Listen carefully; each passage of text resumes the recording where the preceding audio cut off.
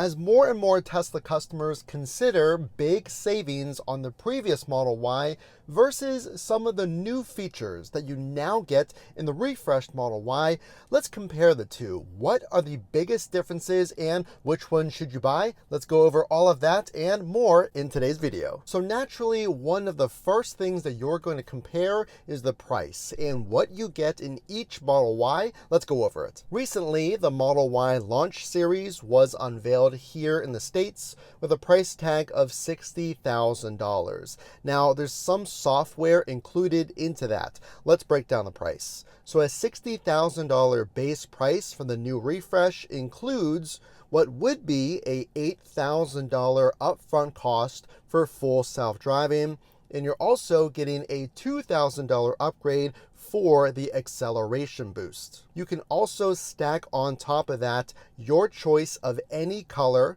There is no black color option available at this time, and the white seats are now sold out, but those choices are included in that $60,000 price, any interior and any exterior color as well. Let's compare that to inventory and previous Model Ys. At least now, at the time of making this video, you can spec out a Model Y long-range rear-wheel drive, all-wheel drive, and performance of the previous model. Obviously, you're going to save quite a bit, at least $5,000 when speccing out a brand new Model Y, but you can save even more comparing inventory Model Ys. I've seen discounts on inventory labeled as price adjustment. So if you go into inventory and search by price, the lowest options will have a price adjustment. Now, you're not getting full self-driving, an acceleration boost, and any add-ons you're going to pay for. Important to note about the price, you can save an extra $500 on any Model Y that is not the launch series by using a referral link. So if you're buying inventory or a brand new older design Model Y, tack on $500 in savings by using a referral link. Let's compare side by side, if you will. Feature number 2, the features of both Model Ys. What do you get? What is missing in these two models? So a quick list of what's included. We've probably seen plenty of videos right now,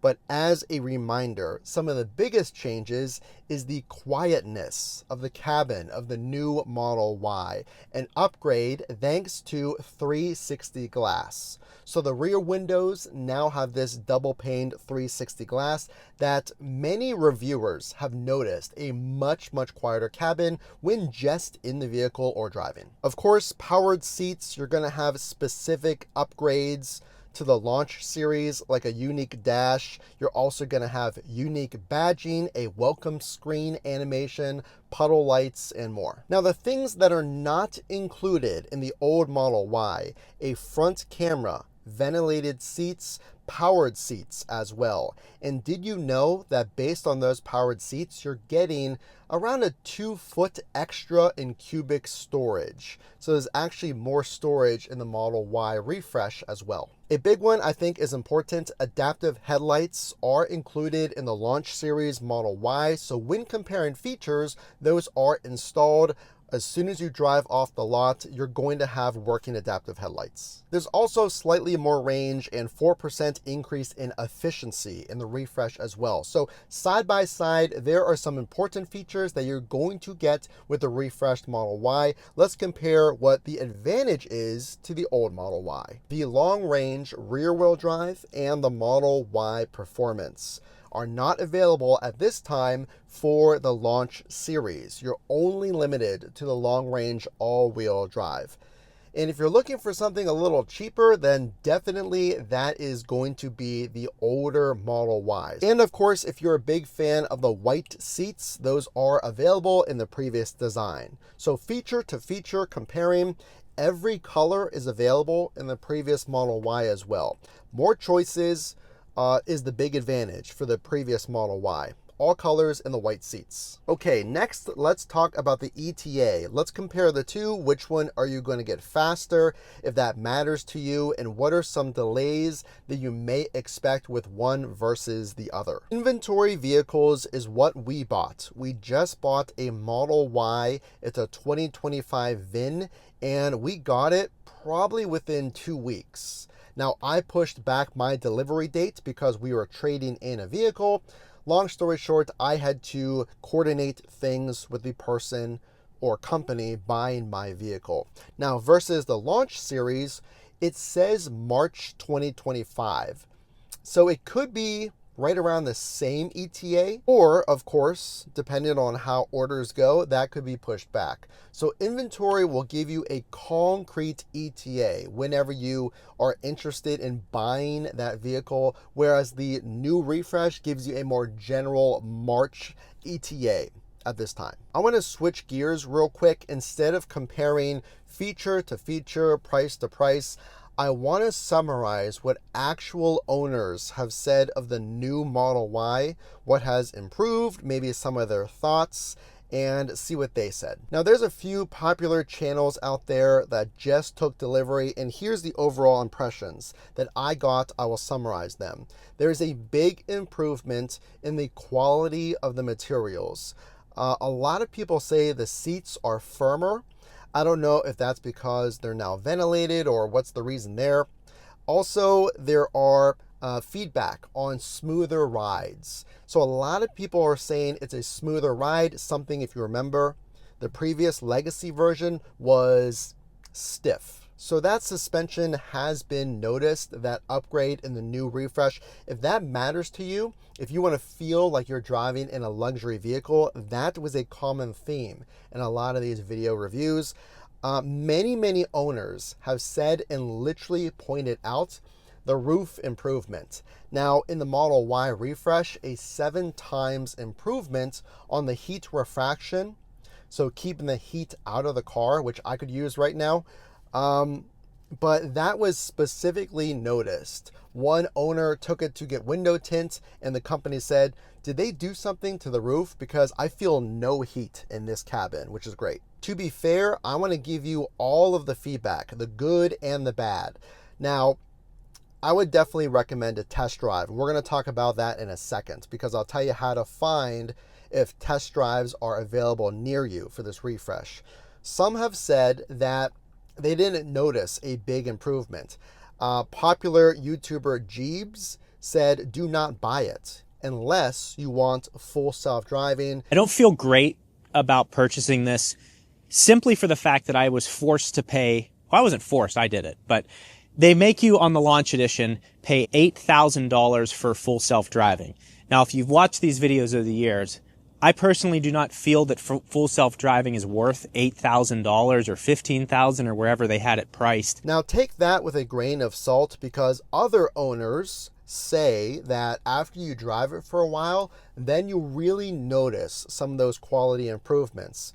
Once you kind of break in the seats, you get used to the suspension, you notice the noise in the cabin. They've said on the first 3 days, maybe not the biggest upgrade, but after owning it for a few weeks, driving hundreds of miles, then they noticed, after looking around and experiencing it, some big upgrades were made. Okay, let's talk about test drives. I'm going to change gears and talk about this, because if you're trying to drive one of these refreshed Model Ys, here's how you do it. So go to Tesla's website and you can search for zip codes. There you will see test drives pop up. There's 2 different options, a demo drive and a test drive. You can also call your Tesla location.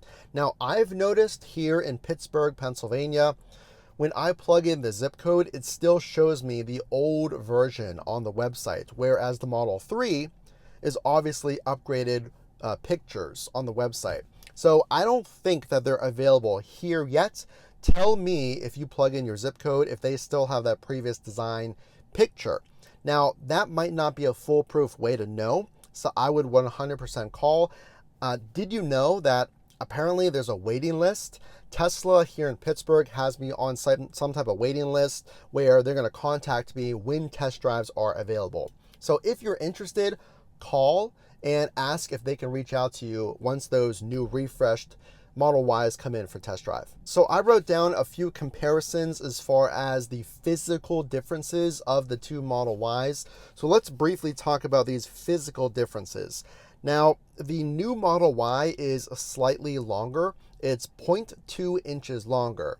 Again, might not matter to you, but if you're in between the 3 and the Y, and maybe you like parking a smaller vehicle, or you live in a dense urban area or what have you, well, the Model Y just got even longer. So that's great for cargo, that's great for families. Parking, maybe not so much. Now this one kind of goes against what I wanted. So you can see the kiddo's car seat in the back. I like that the Model Y is higher up. My wife, again, has the Model Y, and it's easier to load the kiddo.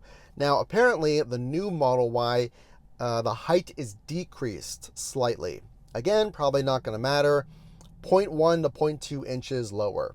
Probably not going to notice it, but something I wanted to point out. It's probably so small you're not going to even know that it's changed. But again, if you want a taller vehicle, maybe because it snows a lot or for whatever reason, that's a change. And finally, like I said before, because of the powered seats and more efficient storage in the Model Y, there is now 1 to 2 more cubic feet of storage.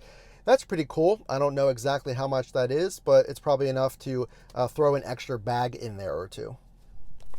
Okay, so those are all the biggest differences. I am going to order a Model Y Performance when it comes out. And to help me afford that, I would greatly appreciate if you subscribed to my TikTok. I'm trying to get monetized on TikTok. It's super easy. I'll put a link down below. Also, which would help the channel, is I put accessories down below as well. If you're buying a Tesla, please consider buying those accessories. It does support me, and I'm 100% getting a Model Y Performance, so that would help me get there. Now, if you do like this comparison, as always, drop a like. As always, this is Matt from Frunk to Trunk. We will see you in the next video.